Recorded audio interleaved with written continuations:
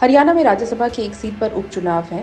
आज से शुरू होगी नामांकन की प्रक्रिया। 10 दिसंबर नामांकन दाखिल करने की आखिरी तारीख। 11 दिसंबर को नामांकन पत्रों की जांच होगी। 13 दिसंबर को नामांकन वापस लेने की अंतिम तिथि होगी।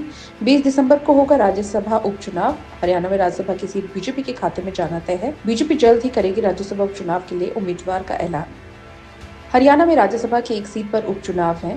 आज से शुरू होगी नामांकन की प्रक्रिया। 10 दिसंबर नामांकन दाखिल करने की आखिरी तारीख। 11 दिसंबर को नामांकन पत्रों की जांच होगी। 13 दिसंबर को नामांकन वापस लेने की अंतिम तिथि होगी।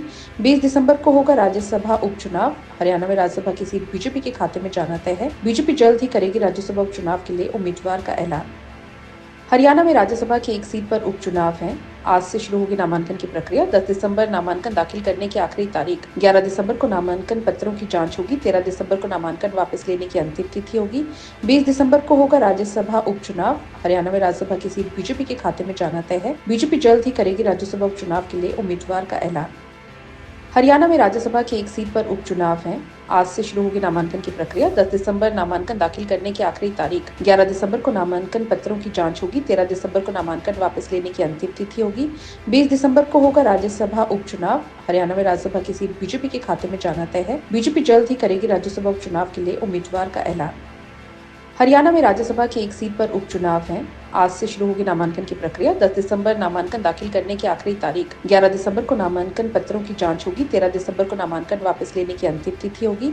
20 दिसंबर को होगा राज्यसभा उपचुनाव। हरियाणा में राज्यसभा की सीट बीजेपी के खाते में जाना तय है। बीजेपी जल्द ही करेगी राज्यसभा उपचुनाव के लिए उम्मीदवार का ऐलान।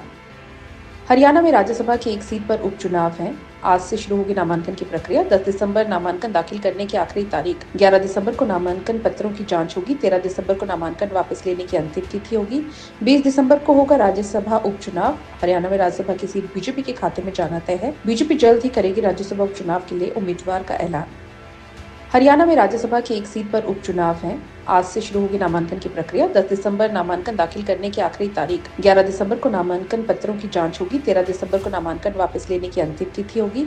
20 दिसंबर को होगा राज्यसभा उपचुनाव। हरियाणा में राज्यसभा की सीट बीजेपी के खाते में जाना तय है। बीजेपी जल्द ही करेगी राज्यसभा उपचुनाव के लिए उम्मीदवार का ऐलान।